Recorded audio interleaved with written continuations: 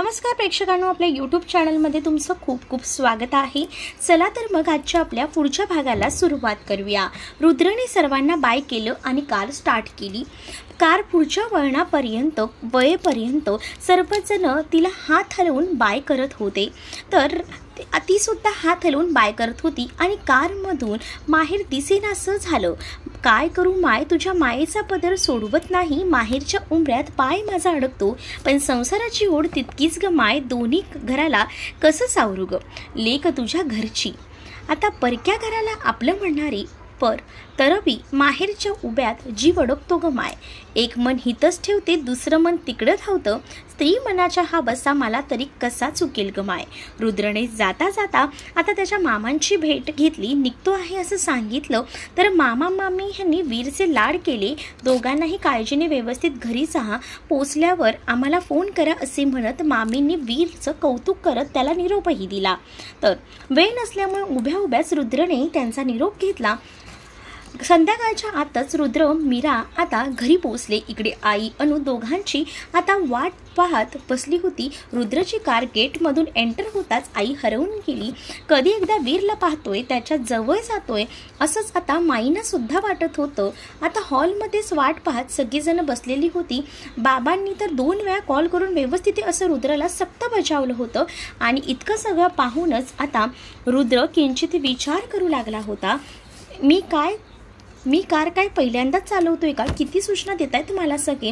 वीर मात्र आता मस्त मजेत प्रवास एन्जॉय करत होता। 1-2दा त्याने चिडचिड केली, तेव्हा नाईलाजाने रुद्राला कार थांबवून त्याला जवळ घ्यावं असं त्याला वाटलं होतं। थोडं फिरवून आणून पुन्हा कारमध्ये बसवलं गेलं होतं। त्याच्या त्रासाने मीरा सुद्धा आता कंटाळलेली होती।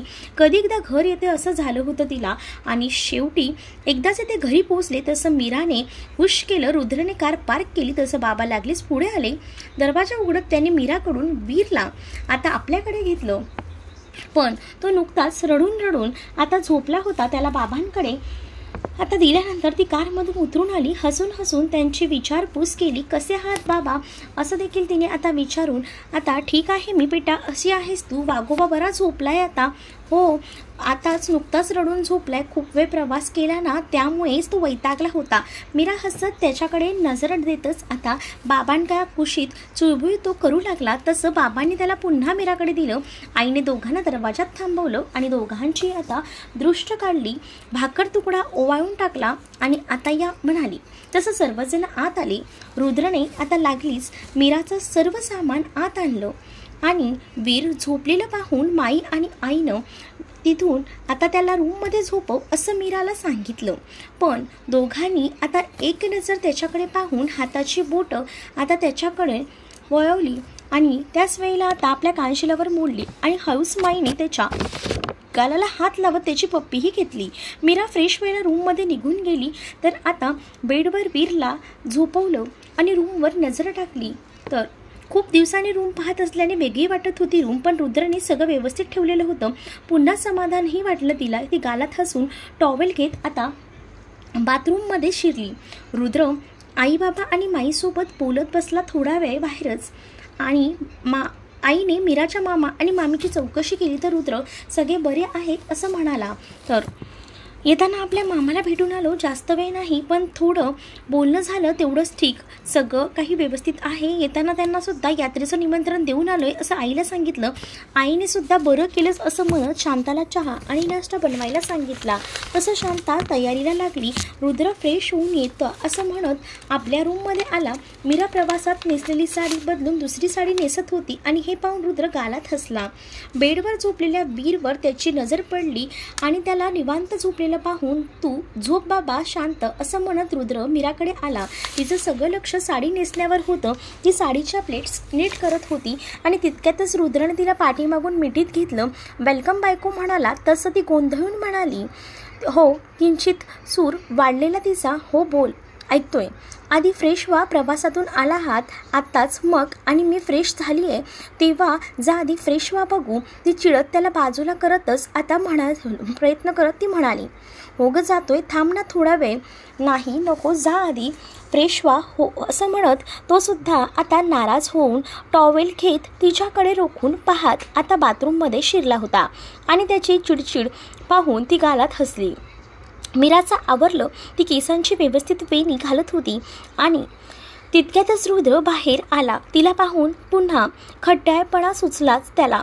त्याने आपल्या गळ्यातल्या टॉवेलने तिच्या भोवती वेढा घातला. तिला जवळ घेतलं.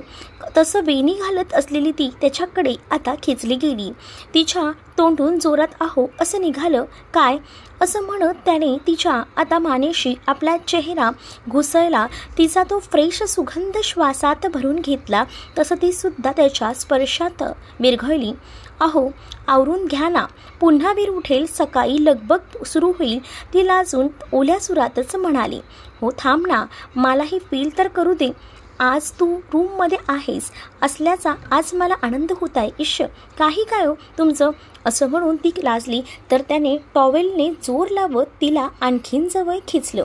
तसं ती त्याच्या छातीला एकदमच चिटकली.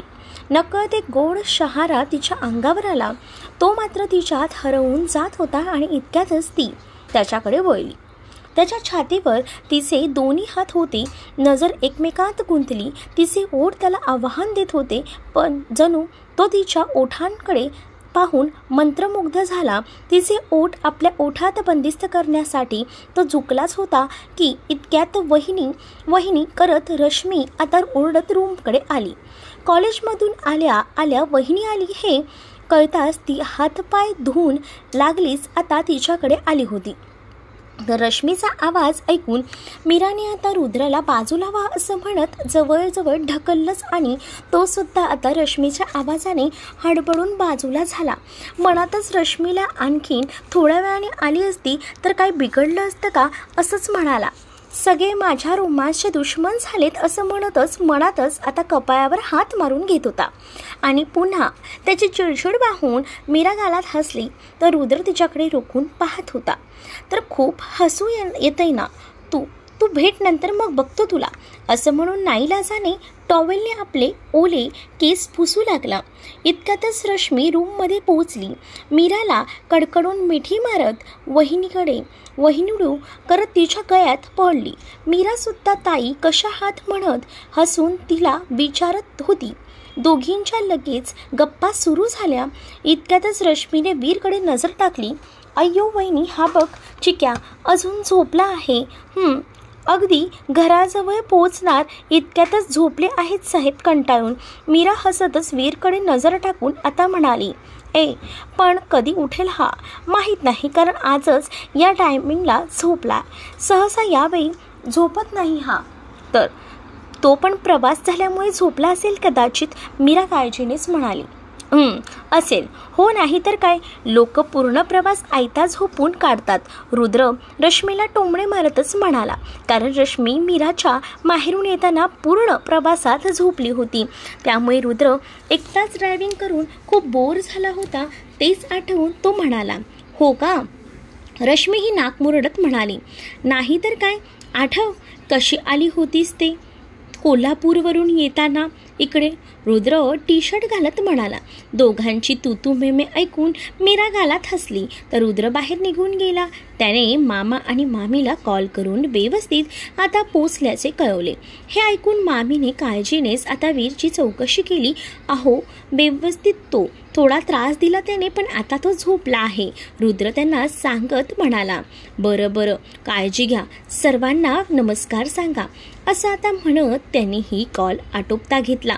घरातून वीर आणि मीरा गेल्यापासून त्यांना आता करमतही नव्हतं.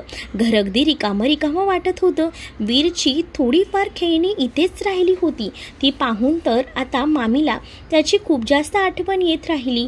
मीराच्या रूममधील आता सामान आवरताना तर त्यांना हुंदकाच आला.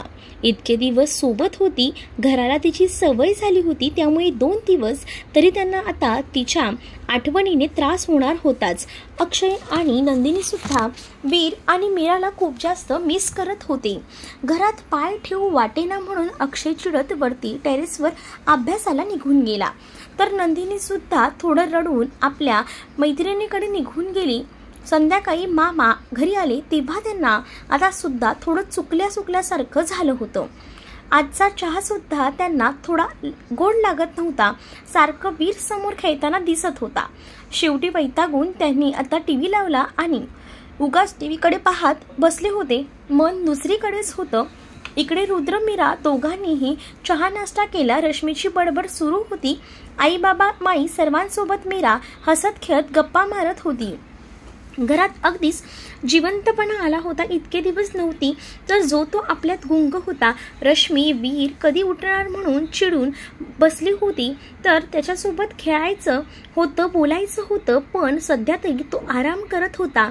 आता उठल्यावर नक्की महाशय काय गोंधळ घालणार होते हे त्यालाच माहिती. रश्मी त्याची उठण्याची वाट पाहून कंटाळली होती. मी उठवू का त्याला आई, असं वैतागून म्हणाली. गप ग, आराम करू दे जरा त्याला. झोप पूर्ण झाली ना की चिडचिड करणार नाही तो. मग पुन्हा एकदा मस्त झोप झाली की छान खेळ. आई रश्मीला गप्पा बसवतच म्हणाली. नाहीतर काय, उगाच उतावळी होऊ नकोस. पुन्हा रडायला लागला की ऐकणार नाही तो, माहीही चिडत म्हणाली. तसं रश्मी शांत बसली आणि तिच्या त्या चेहऱ्याकडे पाहून रुद्र हसला. तू हसू नको हा, मला आधीच सांगते, रश्मी चिडत म्हणाली. मी कुठं हसलो, हे तर तुझी हालत बघून आपसुकच हसायला आलं मला. रुद्र हसून तिला चिडवतच म्हणाला. आई तू सांग ना ग ह्या दादाला, बघ ना कसं चिडवतोय मला. रश्मी सूर काढत म्हणाली. गप्प बसा रे दोघंही, त्या वीरपेक्षा तुमचाच दंगा जास्त होणार घरात असं दिसते. आई वैतागूनच म्हणाली. तर आईचं बोलणं ऐकून मीरा खुदकन हसली आणि तिला आता हसलेलं पाहून रुद्र रोखून तिला पाहू लागला. तसं ती लाजून खाली नजर घालत हसत राहिली. तर तुम्हाला हा भाग कसा वाटला हे नक्कीच मला कमेंटमध्ये सांगा आणि अशाच नवनवीन भागांसाठी आपल्या चॅनलला सुद्धा सबस्क्राईब नक्कीच करा.